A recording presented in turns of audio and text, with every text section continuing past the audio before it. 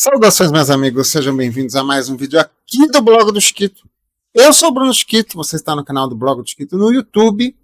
E hoje, depois de um longo inverno, nós voltamos ao nosso curso de plástico modelismo. Voltamos agora para a aula 19. A gente vai aplicar primer, né? A gente chegou até a parte de fundamento, aerografia e tudo mais.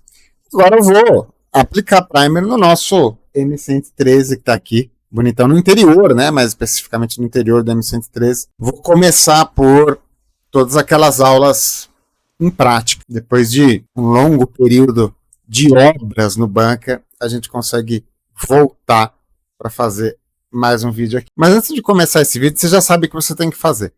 Se inscreve no canal, ativa o sininho para você receber todas as notificações. Eu vou soltar uma vinhetinha rápida e eu já vou começar a aula de hoje. Fica aí, fica aí.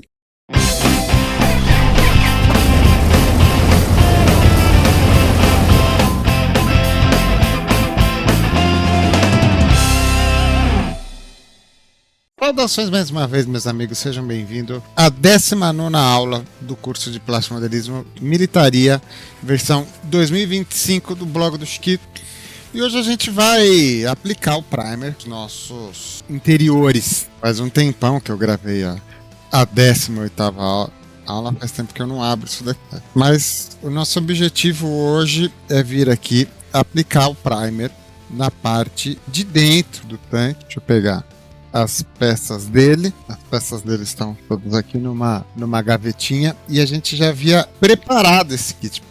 Né? Então esse kit já estava devidamente preparado. Deixa eu pegar aqui meu porta-peças. Ele já está prontinho, está tudo no palitinho. Então é só pegar isso tudo e aplicarmos o primer. Eu nem lembrava que eu tinha deixado tudo no jeito assim. Muito obrigado, Chiquito do passado, por fazer isso por nós. Então aqui a gente só precisa mesmo preparar o nosso primer e aplicar de acordo com os fundamentos e as coisas que eu ensinei nas aulas passadas. Nós já tivemos também uma aula sobre primer, né? Uma aula teórica, então vocês já sabem escolher o primer de vocês, sabem qual primer vocês devem utilizar.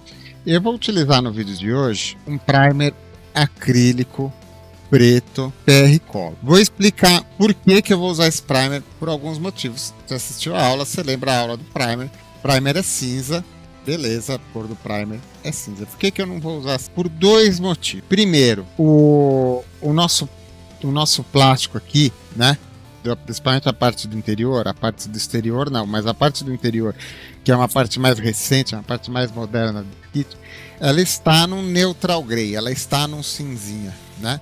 Então até para fins didáticos, fins de contraste, para vocês verem o primer trabalhando, eu vou trocar a cor para o primer ficar bem visível aqui, tá? Poderia usar um primer cinza aqui normalmente, tá? Sem problema nenhum. Mas como eu quero demonstrar algumas coisas ainda para vocês, eu vou trocar a cor do primer só para ficar mais fácil a visualização, tá? E o primer preto, eu devo ter falado isso lá na aula de primer, não lembro mais, mas o primer preto é legal também para você fazer preparação para algumas coisas metálicas, motor, essas coisas. E a gente tem essas coisas aqui, então eu já vou me utilizar isso daí também. O aerógrafo que eu escolhi para fazer esse serviço é o Thor da GAT. Vou pegar a tampa dele, né? Pronto. Vou usar o meu Thor. É um bom aerógrafo para aplicação do primer, né? Se presta bem a isso daqui. Então vamos lá. Meu compressor está ligado com uma pressão mais ou menos uns 28, 27 PSI de saída, tá? A primeira coisa que eu vou fazer é pôr um pouquinho do meu thinner, do meu diluente, dependendo do que você for usar, e testar o aerógrafo, ver se o aerógrafo está funcionando, né? Eu observo se o jato dele está centralizado, eu vejo se o jato está centralizado, ele não dá sinais de obstrução, se o gatilho aqui está bem solto, está bem leve. Antes de eu jogar tinta nesse aerógrafo aqui. Deixei lá, ó, um fundinho de tinta. Agora eu vou vir com o meu primer bem misturado, bem batido, tá? você tem que misturar todas as tintas que você for usar, independente do tipo. Homogeneize bem as suas tintas. Eu vou completar ali, ó, tem mais ou menos 1/3 de thinner no meu copo. Vou colocar mais 1/3 de thinner aqui de tinta no meu copo. Posso pegar um palitinho, né? Fazer a homogeneização, importante. Se você tiver as manhas, você pode fazer a homogeneização. Por exemplo, no GAT, você vem aqui, solta ele um pouquinho aqui na frente, aciona ele um pouquinho, você faz a retrolavagem, deixa ele homogeneizar na retrolavagem, fechou, aerógrafo tampado, tá? Já te ensinei os fundamentos, questão de distância, questão de ângulo de ataque, ângulo de saída. Agora nós vamos aplicar essa tinta. Tá? Vou pegar uma peça qualquer e vou mostrar a aplicação.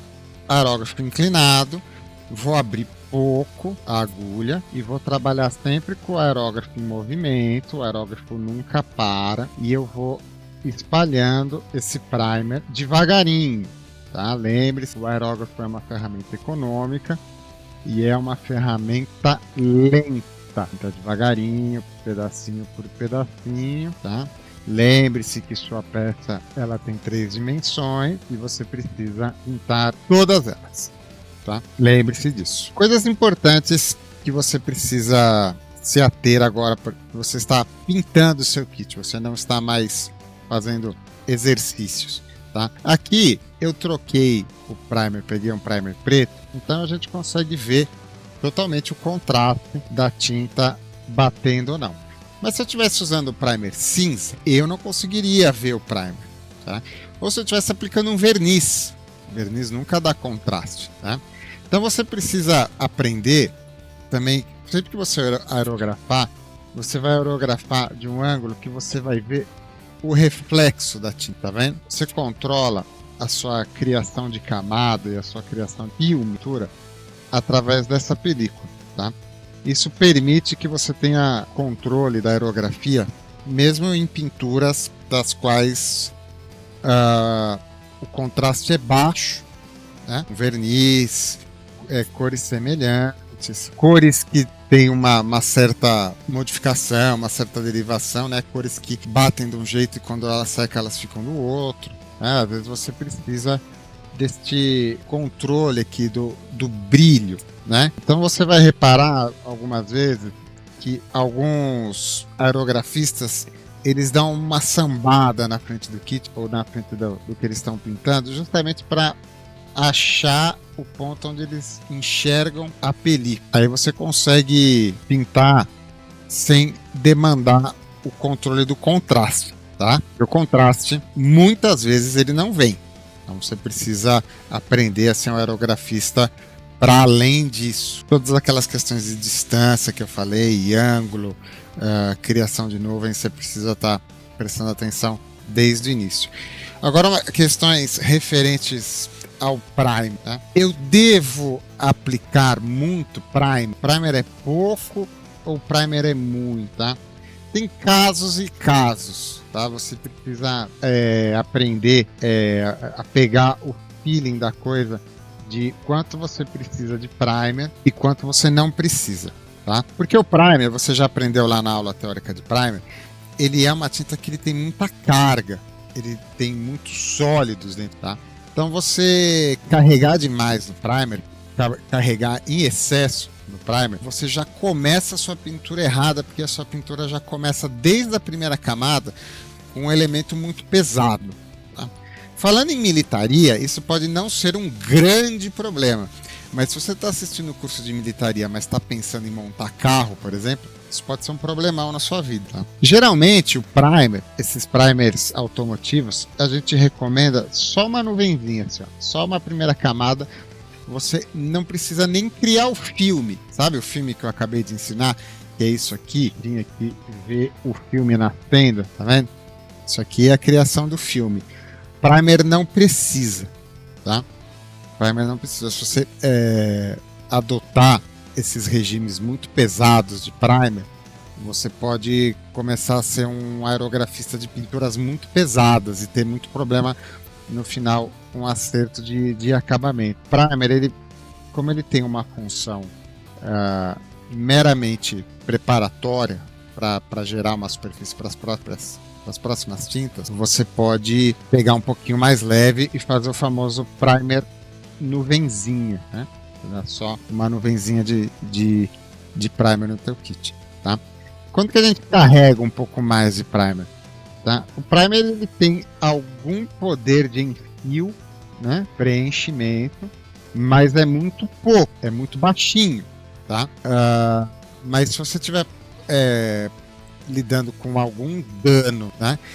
E que esteja na dimensão do primer, desse primer que conseguir arrumar, pode ser que você dando uma carregadinha a mais no seu primer, você preenche esse dano na sua peça, né? Esse pequeno defeitinho, e consiga uma superfície mais lisa, tá? Eu gosto de carregar um pouco mais no primer também quando eu estou utilizando materiais alternativos. Não quando é poliestirena, mas quando eu estou pintando, por exemplo, resina, quando eu estou pintando peças metálicas, porque aí eu gosto de dar uma camada um pouco mais pesada do primer, o primer se solidificar por ele mesmo, sabe? Vou tentar explicar esse conceito para vocês.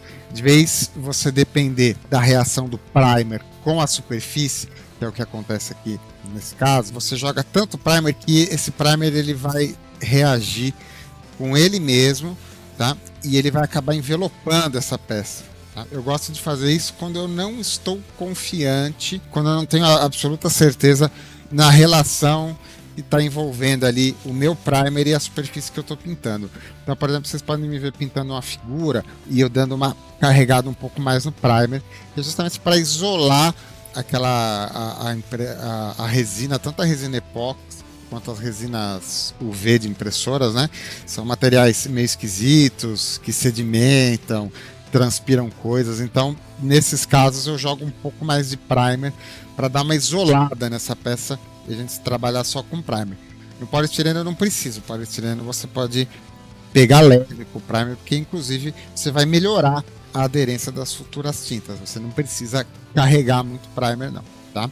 Lembra de uma regra? Se eu não te ensinei, te ensino agora. A pintura ideal do seu modelo, ela vai ser o mais estreita possível. Então você imagina que cada camada que você coloca na sua pintura vai crescendo o andar do teu lanche aqui, né? do teu sanduba. A tua pintura vai ficar melhor, mais bonita e mais resistente se você conseguir equilibrar o mínimo de camadas possível. Que você conseguir reduzir de camadas dessa pintura, sua pintura vai ficar melhor. Sua pintura vai ficar melhor, a geometria do seu kit vai ficar melhor, porque você para de encher o kit, né? O kit não fica arredondado, abaulado, você mantém toda a geometria das peças, e também você melhora uma questão muito importante, que é a questão do momento. Sabe o momento? Lembra da aula de física? Trabalho, força vezes a distância. Quanto maior for a sua camada de tinta, quanto mais alta for sua camada de tinta, mais a tinta se movimenta entre o plástico e a camada final. Quanto maior for esse movimento, mais suscetível a danos a sua tinta está, tá?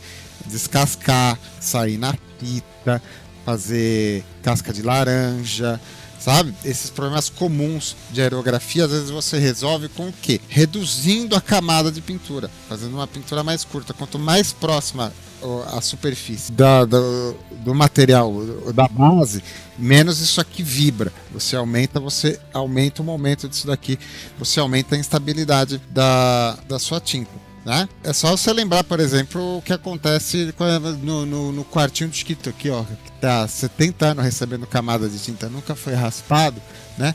A camada de tinta aqui sai na mão, né? Uma camada grossa. Não adianta só passar mais tinta aqui, precisaria raspar essa parede e começar ela do zero, tá? A aerografia abraça muito este conceito. Esse conceito é importantíssimo. Muitos de vocês pecam, falham, se perdem em algumas pinturas neste conceito, fazem camadas demais. Põe verniz disso, verniz daquilo, põe um verniz pro decal, depois põe um verniz pro wash, depois um verniz não sei aonde, aí passa o verniz para não sei quem, aí vai, e tinta, e camada, e correção, tá? Não tem uma quantidade certa de camada. Cada tipo de pintura você vai ter um tamanho, tá? Mas você precisa otimizar e tentar fazer essa pintura no mínimo de camadas possíveis para você aumentar a resistência, aumentar a aderência dessa tinta. E o primer entra nessa jogada, né? Porque o primer, se você conseguir fazer um primer mais fininho, ele vai estar mais próximo da superfície, ele vai estar até mais resistente àquele material que vai agarrar no primer para não cair, vai encontrar uma molécula do primer mais resistente ainda, porque ela está mais próxima do kit, tá? Então você já começa pelo primer acertando a sua pintura. Dá para matar uma pintura pelo primer? Um primer ruim mata uma pintura? Muito. Primer é a base de tudo. Primer é a base da pirâmide. Errou no primer, muito provavelmente teu kit vai estar tenso por aí. Então vou lá. Vou aplicar. Ah, faltou uma coisa, né? Muito comum. Me perguntam, Chiquito, quantas mãos de primer eu tenho que aplicar? Eu acho que essa explicação que eu acabei de dar deixou bem clara essa resposta, não deixou? Não tá bem clara essa resposta? Não? Tá, então eu vou falar.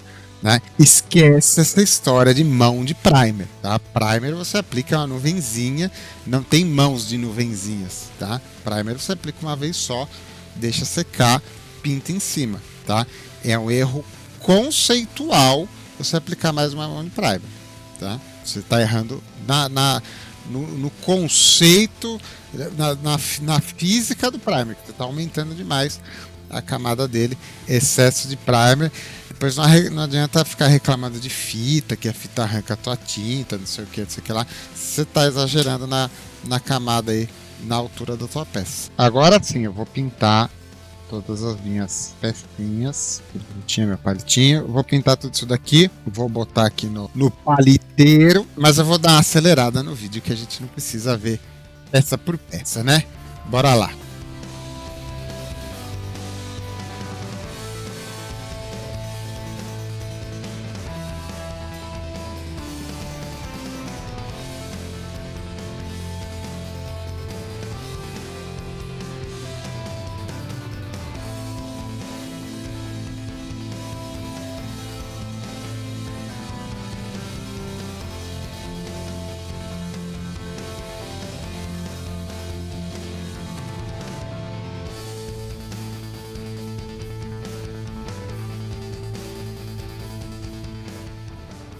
Pronto, tudo pintadinho. Falta um pouquinho aqui, ó. Só tá vendo, ó? Esqueci que a peça é 3D, tá vendo? Agora eu vou deixar esse primer dar uma descansadinha, tá? Primer automotivo, ele seca relativamente rápido, mas como a gente não tá com pressa, espero que você também não esteja com pressa, você deixa ele descansar por um tempo, até para ele ganhar uma certa resistência. Deixei isso aqui por último para mostrar para vocês. Tá? Nem tudo isso daqui vai ficar visível, mas eu vou garantir, já vou meter o primer aqui dentro. Mas eu quero que vocês observem como aqui vai criar um pouquinho mais de nuvem e a angulação do aerógrafo que eu estou fazendo, né? Parece que eu estou usando um ângulo meio desconfortável, tá? Mas aqui eu estou resolvendo aquela questão que eu já ensinei para vocês de saída do ar, né? Fuga do ar, tá? E se eu chegar num canto aqui muito obtuso que eu preciso pintar, não vai ter saída do ar, o que a gente faz? A gente diminui o fluxo de tinta. Você abre menos o aerógrafo, pega com o aerógrafo mais perto, vem um pouquinho mais devagar para você reduzir o turbilhonamento. Não precisa diminuir o ar, tá? Mantém o ar do jeito que está, reduz só a quantidade de tinta, tá? E chega um pouquinho mais perto, vem de tão longe não tenta otimizar tanto o movimento, até para você não fazer tanta nuvem. Você vê que eu não estava fazendo nuvem nenhuma, chega aqui, faz nuvem, vocês estão conseguindo pegar, né? Faz nuvem, tá vendo? É o formato da peça. A angulação do aerógrafo é um fundamento muito importante, tá? É onde a maioria dos meus alunos, principalmente aqueles alunos que já têm uma história com aerografia, já pintam alguma coisa antes de virarem aluno, é onde eles erram, onde eles pecam, tá? Então, tenta não fazer a aerografia no automático, sabe? Tenta fazer a aerografia, vai consciente, né? Presta atenção no que está atrás, onde está batendo seu traço, tá? Isso vai melhorar muito sua aerografia. Inclusive para você não só fazer menos nuvem, mas você ter um aerografista mais preciso, conseguir fazer alguns detalhes, demandar menos mascaramento, né? Começa a ter controle sobre a ferramenta. Não deixa a ferramenta te controlar, não. Controle você a ferramenta. Vamos aproveitar, vamos relembrar limpeza de aerógrafo. Essas pecinhas vão ficar descansando. Se você puder deixar descansar 2, 3, 10, 24 horas é melhor. Se não puder, se você está ali na correria, dá pelo menos uma meia horinha, 1 hora para essas peças descansarem. Por mais que a tinta pareça estar seca ou esteja seca ao toque, deixa esse primer descansar. Eu vou devolver o primer que sobrou pro vídeo, sobrou bastantão, não usei quase nada, né? Ainda mais esse copinho aqui do Thor, que é bem grandinho. Vou fazer aquela limpeza visual, né? Então eu vou passar aqui o papelzinho, vou deixar o copo limpinho, tá vendo? Não estou vendo mais nada. E vou esvaziar a tinta aqui de dentro dele, não estou vendo mais nada, tá vendo? Agora eu começo o processo de limpeza. Vou colocar o thinner aqui dentro, dou só umas jateadinhas aqui para correr thinner lá para todas as cavidades. Retrolavagem, sai um pãozinho de tinta ali, tá vendo? Retrolavagem, dei uma sujadinha no thinner, ou na janela ou na minha estação de limpeza e deixa esse thinner correr. O aerógrafo se limpa pelo seu próprio vetor. Você pode vir aqui abrindo e fechando sem soltar o gatilho, sem fazer isso, tá? Vem aqui com o dedo, abrindo e fechando. Isso aqui ajuda também a você limpar pedaços diferentes da agulha. Pode soltar o dedo, porque esse ato de soltar o dedo do gatilho estraga teu aerógrafo. Vou passar a aerografia. Acabou o copinho, repito o processo. Mais um copinho de thinner, deixa eu pôr mais um pouquinho. Mais um copinho de thinner. Repito o processo. Abro aqui um pouco, ou tampo lá na frente, depende do aerógrafo. Retrolavagem. O thinner está saindo limpinho, tá? Ainda assim, esse thinner aqui eu vou correr aqui na minha estação. Essa estação de limpeza foi eu mesmo que fiz. Impressão 3D. Vantagens de você ter impressoras 3D. Acabou aqui o último copinho. Por segurança, posso abrir aqui, só para garantir. Abro a culatra aqui, abro o mordente, puxo a agulha, pedacinho de papel, pano que você usar para limpeza, um pouquinho de thinner ou diluente ou produto de limpeza você esteja usando, já conversamos a respeito disso, né? Da base para frente, para não espetar o dedo, agulha limpinha, entra de ré primeiro, para ver se ela vai até o final, foi até o final, tirou, entra de frente até o final, encaixou bonitinho, fechou, aerógrafo pronto para outra, não preciso desmontar nada, nem correr riscos de danificar meu aerógrafo, ter que mandar o aerógrafo pro Chiquito fazer um vídeo de manutenção de aerógrafo com alguma abraçada sua, né? Só isso já é suficiente para garantir teu aerógrafo para a próxima tinta. Se você for trocar a base de tinta, se você for trocar automotivo para acrílica, essas coisas assim, é interessante que você dê uma descontaminada no seu aerógrafo. Então, terminou a limpeza, faz os 2, 3 copinhos de água ou álcool isopropílico para tirar todo o thinner dentro do aerógrafo, porque tintas à base d'água não gostam de thinner, tá? E se você vai sair da base d'água e vai para uma tinta à base de thinner, certifique que o seu aerógrafo está bem limpinho para quando o thinner entrar, não encontrar nada de tinta acrílica lá dentro. E é isso, meus queridos. Aplicamos o primer no interior. Nas próximas aulas a gente já vai começar a jogar umas cores nesse interior. A gente vai começar a dar forma para esse interior. A gente vai fazer todo o interior do M113 primeiro, para depois passar para o lado de fora. Então é como se fosse fazer o curso 2 vezes. A gente faz um curso para o interior e outro curso para o exterior. É normal, isso, o plástico modelismo funciona desse jeito, tá? Vamos deixar esse primer descansar e a gente volta no próximo vídeo para dar continuidade, porque a aula 19 está acabando por aqui. Eu já peço para você, se você assistiu até o fim, gostou, deixa seu like, se inscreve no canal, ativa o sininho para você não perder nenhuma notificação. Fica de olho, esse é um canal de lives, nós estamos ao vivo quase todos os dias aqui no YouTube. Quando não é no blog do Chiquito é no Figurando, quando não é no Figurando é no GPC.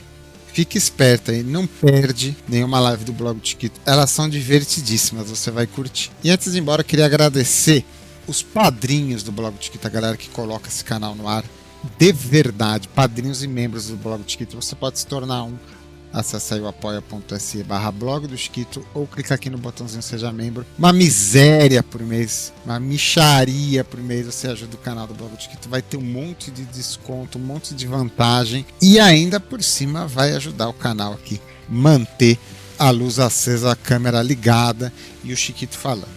Ponto final no vídeo de hoje. Vou terminando por aqui. A gente se vê no próximo vídeo, curso, aula, unbox. Qual será o próximo vídeo do Blog do Chiquito? O tempo dirá. Fiquem bem, fiquem em paz. Até o próximo vídeo. Beijo, turma. Fui!